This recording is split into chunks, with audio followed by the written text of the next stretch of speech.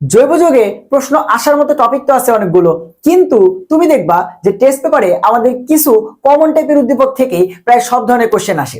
এই ছোট্ট ভিডিওটাতে আমি তোমাকে সেই জৈব যৌগের গুরুত্বপূর্ণ 8টা উদ্দীপক দেখাবো, যেগুলো থেকে প্রায় প্রতি বছর বোর্ডে কিন্তু সিকিউ কমন আসে। তাহলে চলো আমরা কথা না বলে ডিরেক্টলি চলে যাই আমাদের উদ্দীপক গুলাতে। আমাদের আজকের লেকচারের প্রথম যে উদ্দীপকটা ভাইয়া, সেটা হচ্ছে যে ভাই আমাদের অ্যালকিন দেওয়া থাকবে উদ্দীপকে, সেই অ্যালকিনের সাথে ওজন দেওয়া থাকবে এবং সেখানে CCl4, জিঙ্ক, পানি, ওজনীকরণ বিক্রিয়ার জন্য যা যা এলিমেন্ট লাগে সেগুলো দেওয়া থাকবে এবং সেখান থেকে দুইটা কম্পাউন্ড দেওয়া থাকবে যে ভাইয়া এ অথবা বি। তার মধ্যে হইতে পারে দুইটাই অ্যালডিহাইড, হতে পারে একটা অ্যালডিহাইড একটা কিটোন তোমরা জানো, অথবা দুইটাই কিটোন, এইরকম প্রোডাক্ট দেওয়া থাকবে।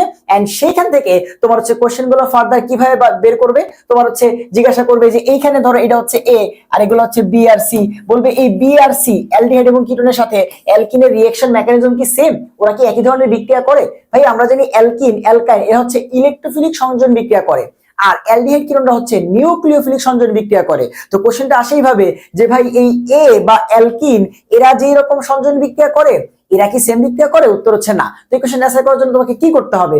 এই উদ্দীপকটা সলভ করে অ্যালডিহাইড কিটোন বের করে তারপর বলতে হবে যে না এরা তোমার নিউক্লিওফিলিক সংযোজন বিক্রিয়া করে, এরা হচ্ছে তোমার ইলেকট্রোফিলিক সংযোজন বিক্রিয়া করে। আর একটা কোশ্চেন কেমনে আসবে, তোমার এই যে অ্যালডিহাইড কিটোন এখান থেকে অ্যালডিহাইড কিটোনের সাম্রাজ্যে চলে যাবে, সেখান থেকে অ্যালডিহাইড কিটোনের অ্যালডল ক্যারিজার রিঅ্যাকশন কে দিবে। ধরো এখানে তোমার দুইটা অ্যালডিহাইড কিটোন যদি থাকে তখন জিজ্ঞাসা করবে এই দুটোর মধ্যে কে আয়োডোফর্ম বিক্রিয়া দিবে, কে অ্যালডল বিক্রিয়া দিবে, কে ক্যানিজার বিক্রিয়া দিবে। এদেরকে তোমার শনাক্তকরণ পরীক্ষা লেখো 2,4-DN টেস্ট দিয়ে, এদেরকে পার্থক্যকরণ পরীক্ষা লেখো।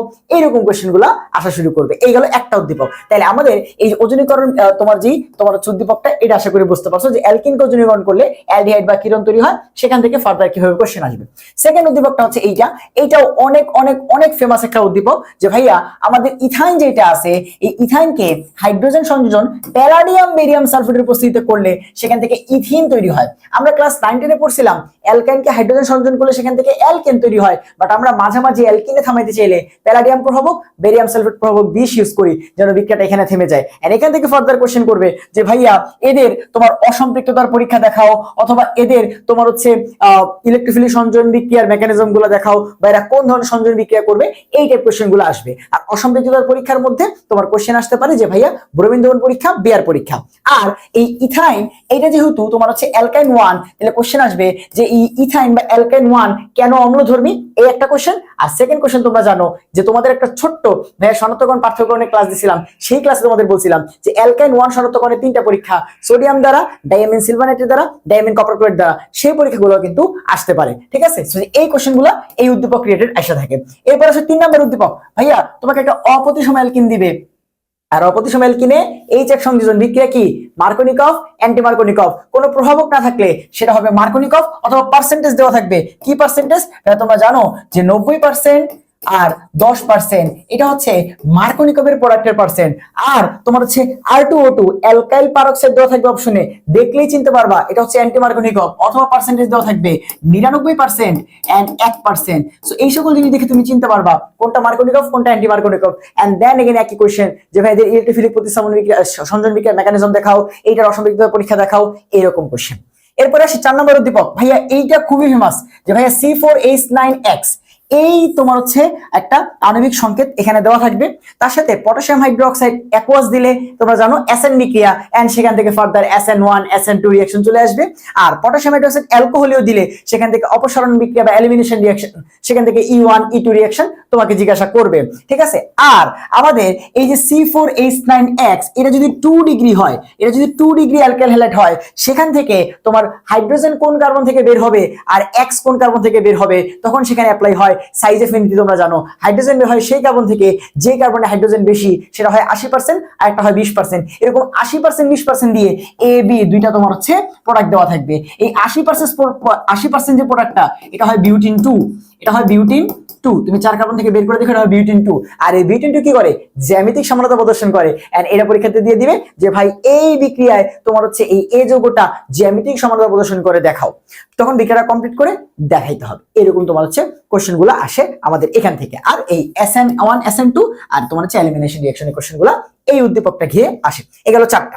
এরপর আসে আমাদের আর 4টা উদ্দীপক দেখলে মোটামুটি হয়ে যাবে। এইবার মোস্ট ইম্পর্টেন্ট উদ্দীপক, আমাদের গ্রিগনাইট বিকারকের সাথে ফর্মালডিহাইড দিলে 1 ডিগ্রি অ্যালকোহল, অন্য যে কোনো অ্যালডিহাইড দিলে 2 ডিগ্রি অ্যালকোহল এবং কিটোনের বিক্রিয়া দিলে 3 ডিগ্রি অ্যালকোহল। এন্ড এখান থেকে পরবর্তীতে 1 degree 2 degree 3 degree alcohol Lucas বিকারক দিয়ে পার্থক্য করা, কিংবা 1 ডিগ্রি অ্যালকোহল তোমার হচ্ছে SN তোমার হচ্ছে 2 প্রেফার করে আর 3 ডিগ্রি অ্যালকোহল SN1 প্রেফার করে, এই রিঅ্যাকশন গুলো তোমার হচ্ছে জড়াই দিবে তোমাকে কোশ্চেন করার জন্য। তারপরে চলে আসো ভাই আমাদের অ্যালকোহল, অ্যালকোহল থেকে পানি অপসারণ করলে অ্যালকিন, অ্যালকিনের সাথে পানি যোগ করলে সালফিউরিক অ্যাসিডের উপস্থিতিতে অ্যালকোহল তৈরি হয়, এই দুটোকে মিক্স করে কোশ্চেন দিবে। দেন সেখান থেকে অ্যালকিনের কোশ্চেন গুলো চলে আসতে পারে, আমাদের অ্যালকোহল রিলেটেড কোশ্চেন গুলো চলে আসতে পারে।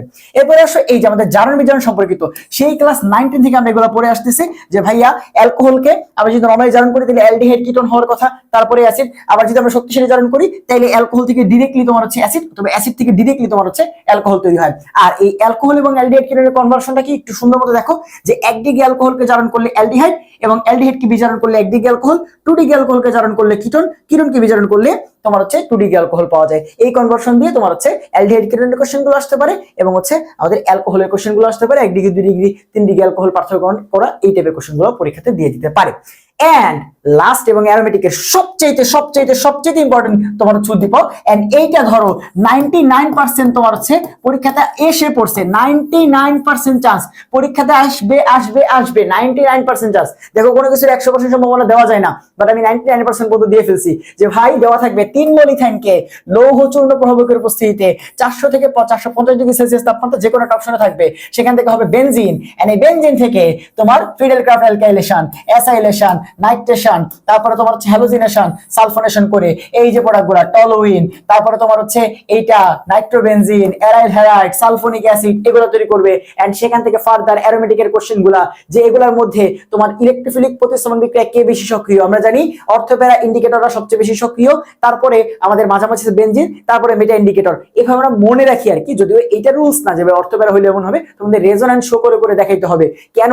যারা তোমার হচ্ছে অর্থোপ্যারা ইন্ডিকেটর তারা বেনজিন বলের দিকে ইলেকট্রন ঠেলে দেয়, ওরা বেনজিন রিংকে আরো স্ট্রং করে, তাই ইলেকট্রোফিলিক প্রতিস্থাপন বিক্রিয়ায় একটা ইলেকট্রোফাইল কেন আসে ইলেকট্রনের জন্য, তখন ওরা বেনজিনকে তোমার হচ্ছে আগে প্রেফার করে বা ওরা ফার্স্ট বিক্রিয়া করে। সো এইরকম কোশ্চেন গুলো আসবে। তারপরে তোমরা জানো এই নাইট্রোবেনজিন যেটা আছে, এই নাইট্রোবেনজিনকে তোমার হচ্ছে এখান থেকে বিক্রিয়া করে TnHCl, এগুলা দিয়ে বানায় ফেলবে হচ্ছে অ্যানিলিন। আর এই অ্যানিলিনের নাইট্রেশন যেটা আছে সেটা কিন্তু আবার ব্যতিক্রম, তোমরা জানো এটাকে নাইট্রেশন করলে মেটা পজিশনে, এই অ্যানিলিন কিন্তু একটা অর্থোপ্যারা ইন্ডিকেটর, বাট এটাকে নাইট্রেশন করলে মেটা পজিশনে তোমার হচ্ছে নাইট্রো বসে। এন্ড তারপরে কোশ্চেন আসবে কেন বসে, এগুলো এক্সপ্লেন করো। এন্ড এই রিলেটেড যাবতীয় যে কোশ্চেনগুলো সেগুলো কিন্তু আসে। এই একটা উদ্দীপক তুমি যদি ঠিকমতো হচ্ছে পড়ে যেতে পারো এন্ড আদার্স কনসেপ্ট গুলোকে কানেক্ট করতে পারো, দেখবা তোমার সবচেয়ে গুরুত্বপূর্ণ যত কোশ্চেন গুলো আছে সেগুলোকে তুমি এই 8টা উদ্দীপকের মধ্যেই নিয়ে আসতে পারবা।